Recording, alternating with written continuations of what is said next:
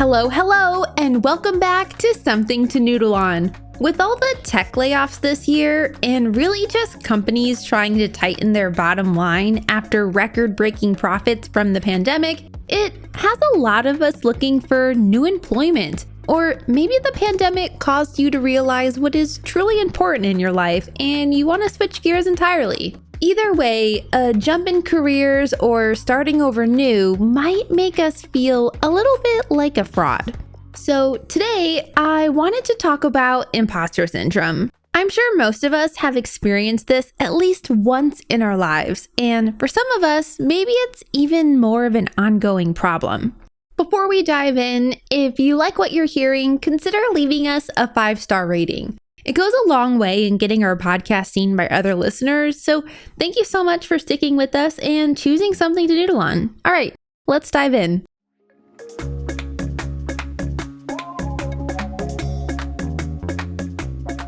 So, what is imposter syndrome? Well, have you ever felt like you won an award that you didn't really deserve?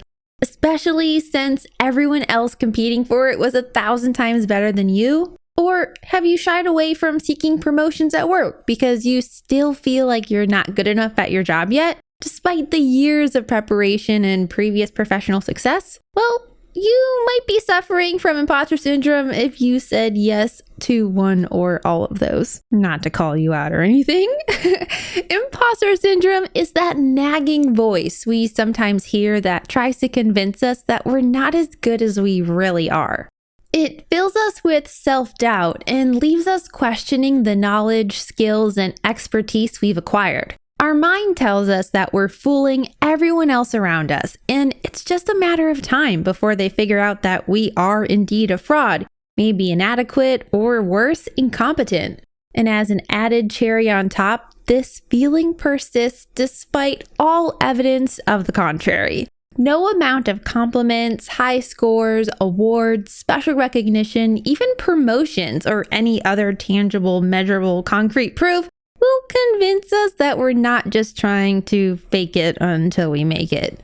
There's always some external reason for our success, like random luck or just good timing. Imposter syndrome is a psychological and behavioral phenomenon that is fairly non-discriminatory in who it chooses to afflict. Any person, regardless of race, sex, or income level, can experience imposter syndrome during one or many of the various situations in their lives. Though statistically, it's more commonly documented in high-achieving women thanks to early studies conducted on this topic. I wonder if that has something to do with women entering the workforce after men and feeling as if we don't belong in a quote-unquote man's working world, and that we need to get back to the kitchen to be homesteaders or whatever. Though it doesn't just affect women, it also affects individuals of all education levels and areas of expertise. We're talking students, athletes, creative professionals, even lawyers and top-level corporate executives are at risk of imposter syndrome too, especially if they find themselves in highly competitive or achievement-oriented environments. The feeling of inadequacy often stems from comparing ourselves to others, but it can still be present even when we're alone in our own little bubbles. Here at Something to Noodle On, we generally try to see both sides of an issue, but imposter syndrome doesn't really have any redeeming qualities. It's a wholly negative experience that affects our sense of self-worth, our professional academic relationships, and even the work we produce.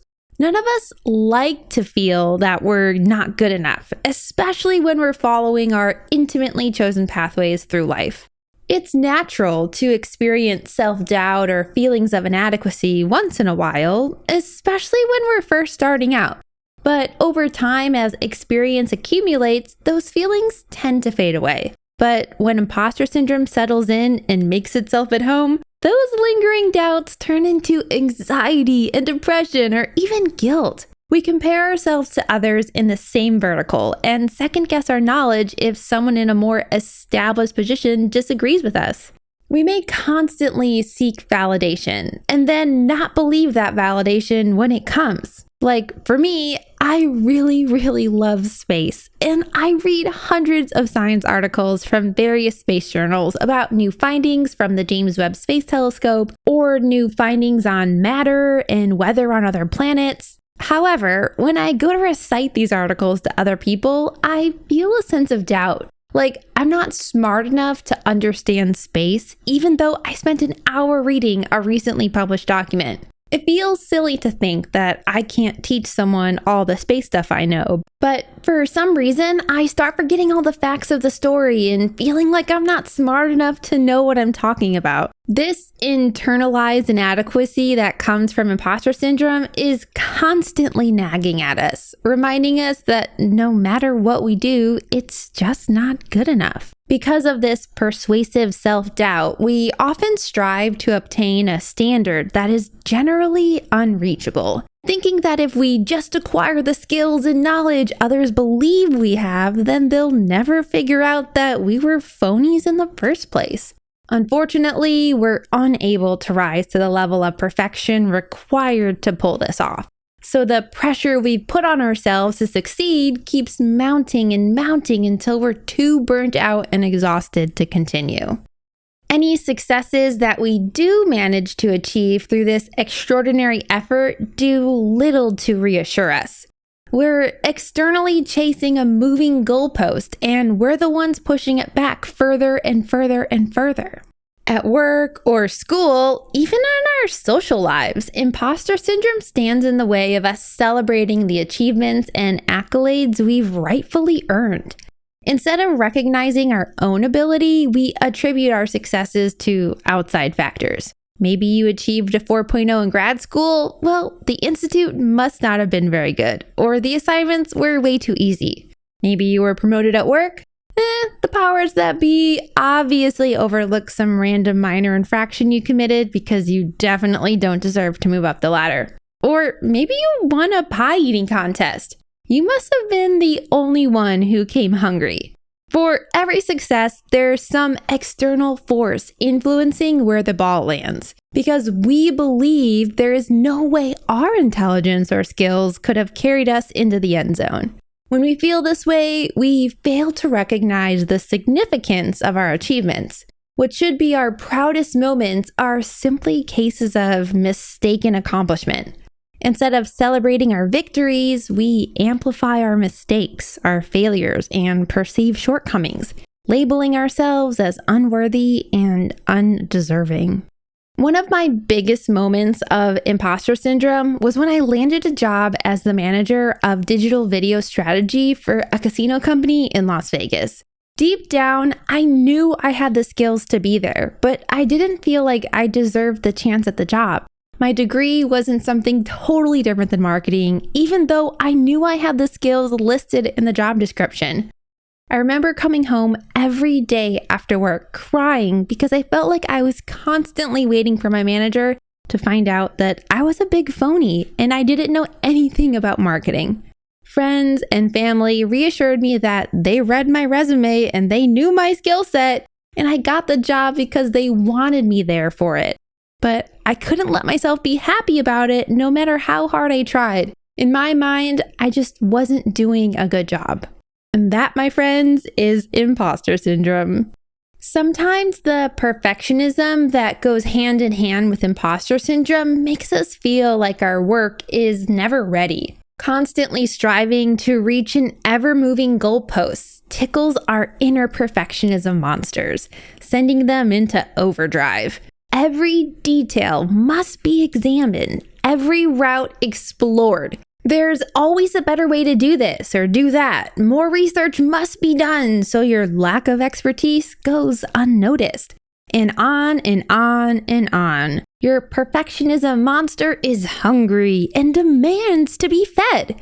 For creative types, this leads to never sharing our work. Take writers, for example. Stories are constantly in the editing phase. Extensively edited scripts are described as rough drafts, so beta readers will be gentle in their criticisms. Final versions just flat out don't exist, and unfinished work sits on the shelf until the author no longer has the motivation to see the story to its end. It's the real side of perfectionism. And while I do suffer from imposter syndrome from time to time, it does not fuel my perfectionism. When it comes to content creation, in the beginning, you're focused on quantity, not quality. And I know that very well. The quality will come with time and practice. But when you're in the creation stage, quality will never come if you don't have the quantity to back it up. So while I am a YouTuber and a Twitch streamer during the day, I don't always put out videos that I love. Sometimes a video turned out to be just okay, and at the end of the day, I'm all right with that because I'd rather have content be consistent than just not upload at all. When it comes to starting other projects like editing my vlogs, for example, don't call me out, perfectionism isn't what's stopping me from editing these vlogs. It's the time to sit down to actually edit them. For me, time is my number one enemy, not my inner demons. But there is more to imposter syndrome than just perfectionism. Imposter syndrome makes us afraid to make mistakes for fear that we will be exposed as frauds. Mistakes are simply a part of life, and everybody makes them. Committing an error doesn't mean that we're unintelligent, unskilled, or unable to do what's expected of us. Few and far between are the people who are so judgmental and unforgiving that they can't see past another person's blunders. Imposter syndrome, on the other hand, leads us to believe that even one mistake is evidence of total incompetence and inability. And we can't let anyone see even a shred of this evidence for fear they'll know the truth about us. This, of course, engages our perfectionism monsters. However, it also chips away at our assertiveness and willingness to volunteer for tasks that we are perfectly capable of doing. If we do take on a task, we prefer to huddle in our office, shielding our work so others don't see the mistakes we make before the project is finalized. We shy away from speaking at board meeting or group discussions, never offering our own opinions or answering questions just in case we might be wrong or sound stupid. And we certainly do not ask questions ourselves lest anyone should detect a gap in our knowledge. Being afraid to make mistakes holds us back and prevents us from gaining new knowledge. It whittles away at our confidence, destroying any self-assurance we've managed to build up.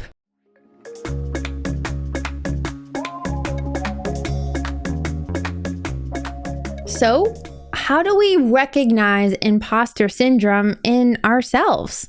If you strongly relate to anything you've heard so far, chances are you may be experiencing imposter syndrome or have experienced it in the past. Since imposter syndrome is not officially recognized as a diagnosable mental disorder, it generally falls on us to identify it for ourselves. Though it's completely possible to be identified during a therapy session or conversation with a friend. Let's get down to the nitty-gritty psychology of it all. First, here are some common thoughts or reactions one might have when struggling with imposter syndrome. Maybe you tell yourself, I'm a fraud. I've been tricking people into thinking I'm more intelligent or skilled than I am. And eventually, someone is going to figure it out. This is basically the textbook version encapsulating all that imposter syndrome is. Another scenario, when someone praises you for a job well done, you think, they're just saying that to be nice, or especially in the case of family and friends, they have to say that because they're obligated to support me. In your mind, it wasn't your own skill and will that got you a praise in the first place. Something that I'm all too familiar with, if someone asks your opinion on a particular matter, you use minimizing language instead of confident rhetoric. Your answer reflects the self-doubt eating you up inside. Instead of factual statements, you'll say things like, I think it's like this, or I could probably do that, or I might be wrong, but... Voicing your insecurities is almost like a personal disclaimer or a get out of jail free card, if you will. If someone finds fault in your work, even though you've executed it perfectly, it's like it might be right. I didn't say I knew. I do this all the time, period. especially when I'm reciting things I know are factual. I've even done this on our own podcast, where I've said, oh, I read it online, so take it with a grain of salt, even though I know it came from a reputable source, so the fact is true. When I was younger, like 3rd or 4th grade, I would constantly follow up facts with, oh, I read it in a book once, because people never question books, but I felt like they would question me. So I hid behind words that I just said I read in a book. You can identify imposter syndrome other ways as well. Let's see if you fit into any of the descriptions commonly used to characterize different imposter syndrome personalities. Different studies categorize these personalities in different ways. But the most commonly cited imposter personalities come from the work of Dr. Valerie Young, who pretty much wrote the book on imposter syndrome. Here are the 5 types of imposter syndrome that she has identified. The first one is the perfectionist personality. We've already talked a lot about this one, but perfectionism can lead to forever chasing an ideal that simply can't be manifested. Errors are unacceptable. Jobs are never done, and when you don't perform flawlessly, imposter syndrome tends to kick in. Another one is the soloist or individualist personality type. If you constantly feel like everything is on your shoulders and you have to take on the weight of the world yourself, you might fit into this category. People with this personality type prefer to work alone and feel as if they can't ask anyone else for help because that would be perceived as weakness or ineptitude. They would rather suffer in silence than let someone come to their aid. The third is the superhero personality. Superhero imposters have to do everything successfully to avoid feeling like a fraud. They're constantly balancing an unreasonable amount of tasks at the same time. They've had a hard time turning down requests and tend to be people pleasers. Their to-do list is constantly growing and they're obsessive workaholics. Okay, Dr. Valerie Young, way to call me out. This one is definitely me. The fourth one is the natural genius or the prodigy personality. Imposters who fall under this category judge their own competence by the speed and ease at which they are able to learn new things and grasp new concepts. They believe everything should come naturally to them, and if it doesn't, it's surely a sign that they're imposters. The idea that they're playing catch up with their colleagues who are constantly succeeding while they're always failing is all too familiar for them. And lastly, we have the expert personality. Expert personalities are led by the belief that they have to know everything about their subject or else they're simply not good enough. They constantly strive to learn as much as they can about their profession and sometimes even adjacent professions. This is a personality type that tends toward procrastination because it is deemed necessary to be fully prepared before diving into a project. You don't have to fully relate to just one to feel like an imposter. Heck, you could relate to all of them in your own way. I know I certainly have dabbled in each of these 5 traits at least some point in my working career amongst friends and family. A deeper understanding of the root of your imposter syndrome can help you figure out what areas you need to work on to get over it. If you really want to get deep into the psychology of imposter syndrome, there are some studies out there that attempt to uncover the root causes of this behavioral phenomenon. A lot of it has to do with your upbringing and how successes and failures were rewarded or punished when you were young. So another way our parents fucked us up. No, I'm just kidding, but maybe I'm not. If that sounds interesting to you, I encourage you to look it up because it's really quite fascinating. Or if you'd like to have us have a whole episode that dives into this in more detail, let us know on social media. You can tweet us at Noodle On.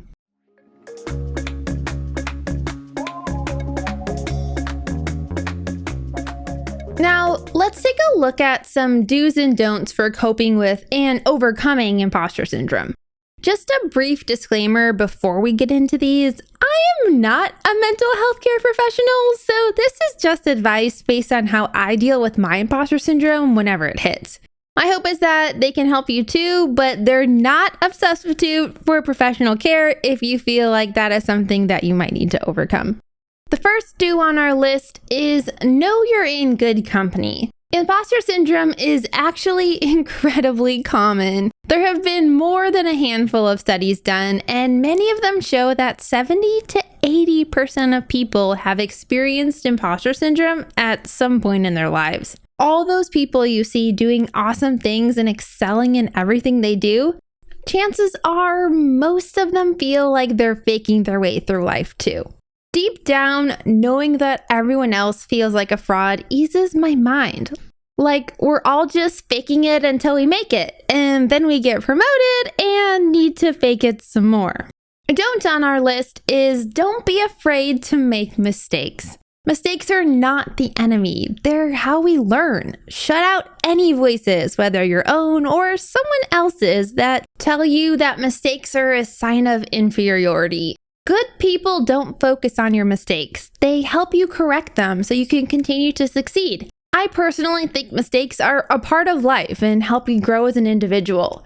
You get to make mistakes and you use those mistakes as a learning opportunity, furthering your own growth. So in a way, mistakes are kind of cool. Do search for underlying causes and treat those when you can. It can sometimes be hard to pin down what exactly is causing your imposter syndrome, but anxiety and depression often coincide with feelings of inferiority, so that can be a good place to start. You might have triggers that flip on the switch, so it's worth paying attention when imposter feelings pop up unexpectedly. Don't be afraid to explore, and don't be afraid to seek treatment if your feelings just won't go away. I'm a big advocate for therapy, as you all know, and a mental health care professional can play a big part in helping you overcome imposter syndrome, or straight up helping you diagnose and treat a much bigger concern you might have. Another don't is don't wait too long to make a change. Imposter syndrome is internalized inadequacy. The longer you let it fester, the stronger it grows and the harder it is to retain your brain. Recognizing the seeds of imposter syndrome early can help you prevent them from taking root and negatively impacting your life. Since learning to recognize when my imposter feelings are creeping in, it has been a lot easier for me to stop myself from spiraling. I just tell myself to stop it and think back to all my successes to prove I'm supposed to be where I am. In the workplace, I tell myself I did the work on the resume. I killed the interview and I got the job. No one helped me do the work. No one helped me get the job, and that speaks for itself. This usually fixes my feelings, if not for a little bit. The biggest advice I have, and this one I need to take a little bit more to heart, is don't compare yourself to others. Usually when I start looking at how far others have come in less time than myself, do I start to spiral. Thinking I should have been further along in my career by now, or why didn't I invent Amazon or come up with $1 million idea? Why am I not a child actor with $1 million? I have to stop myself and realize that everyone's life journey is different.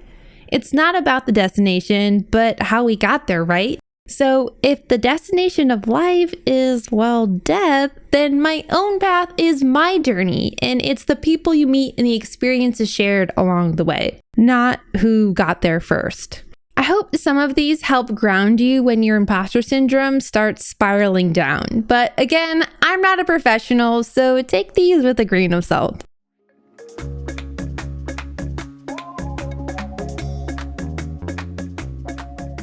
I know we said earlier that imposter syndrome is a wholly negative experience, but there is perhaps a small glimmer of good in it. Research overwhelmingly shows that even if you suffer from imposter syndrome, it doesn't change your knowledge, your competence, or ability to succeed. You are legit, you are capable, and your work does have merit. Even though it feels like your successes and achievements have come by some stroke of luck or some other external influence, the fact of the matter is you are being recognized because of what you put out into the world.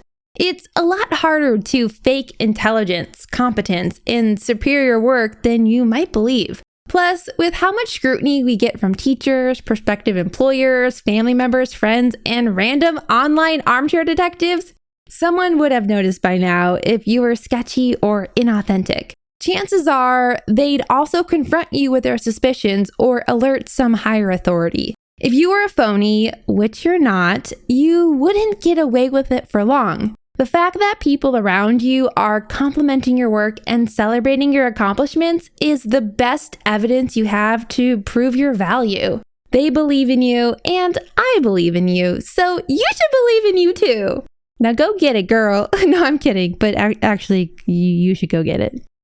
All right, this episode got a little deep, but still, as always, I hope we gave you something to noodle on. If you are listening to this on your way to work, school, or wherever you're headed in life, just know that we all feel like frauds sometimes, and it's perfectly okay to not have everything figured out. We can play it by ear and let our plans unfold as our day does. Before you go, I wanted to leave you with this. Next time those imposter feelings start creeping in, take a moment to reflect on your accomplishments and tell yourself you deserve a seat at the table as much as those around you.